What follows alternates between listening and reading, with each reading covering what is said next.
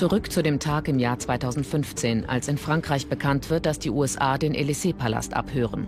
There was considerable fear within the Élysée that this would build up to such a crescendo where something would have to be done as a significant, at least symbolic gesture.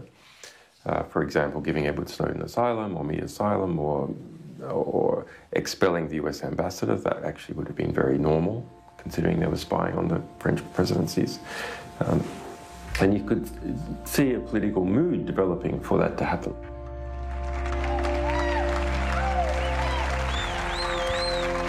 Da wird doch der französische Präsident sicher die staatliche Souveränität des Landes und Snowden und Assange Asyl in Frankreich gewähren. Doch das war nur ein Traum der Whistleblower.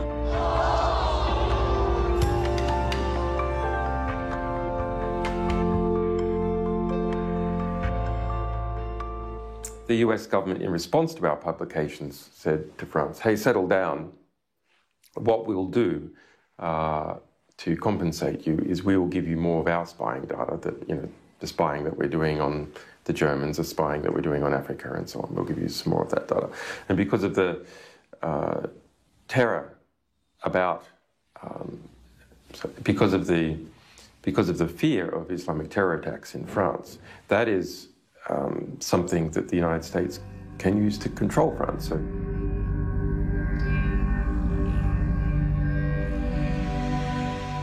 So yes, we spy on your presidents, and even more importantly, we spy on the vast majority of French industry, intercepting every contract. But look, if you complain about it, we can stop feeding you information, and then there'll be more terrorist attacks in France. Or on the other hand, if you're a good boy, then we can give you a little more. Frankreich hat unter dem Schock der Terroranschläge vom 7., 8. und 9. Januar sowie vom 13. November 2015 angeblich keine Wahl. Es fügt sich den USA, weil es zum eigenen Schutz Informationen will.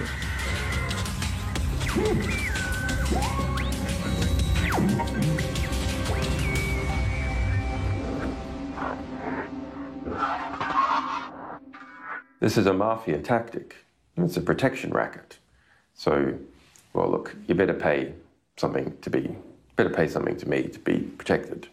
And if you don't, something bad could happen to you. And if you do, something good could happen to you. So it means that, in practice, France is not able to protect its sovereignty from the United States. Nach den Dokumenten von WikiLeaks war es ein französischer Präsident, der diesen weitreichenden Austausch von Geheimdienstinformationen zwischen Frankreich und den USA anregte.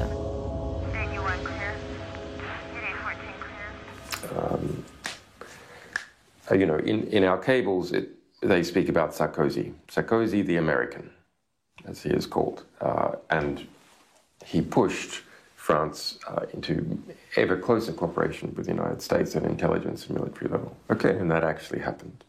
And while France is an independent nuclear weapons country and has its own culture and its own language, which is large enough to be something, at the intelligence service level, at the deep state level, there's such a desire for interaction that the exterior culture is not able to properly manifest itself.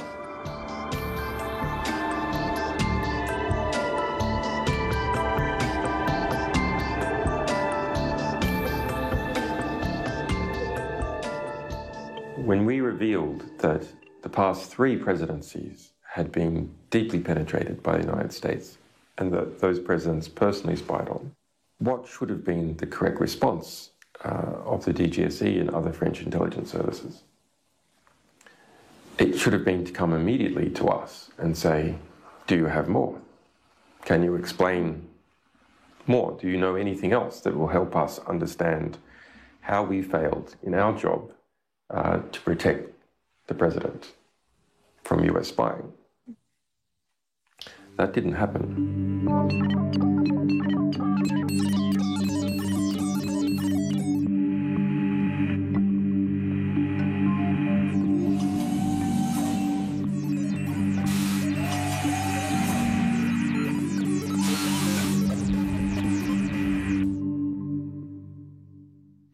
So why didn't that happen? Well, I don't believe the French intelligence services are idiots. They knew that's the first thing to do. But the concern about possibly offending the UK intelligence service, the concern about possibly offending the Americans, that concern was so much higher that they preferred to be a victim than to understand what was going on.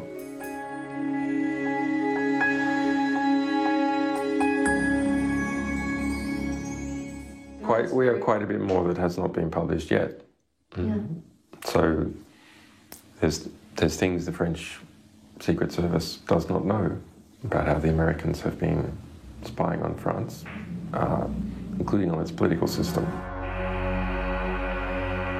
Will der Cyberaktivist die französischen Geheimdienste weiter unter Druck setzen, als Warnung oder als Aufforderung? All secret services are incompetent because they are secret.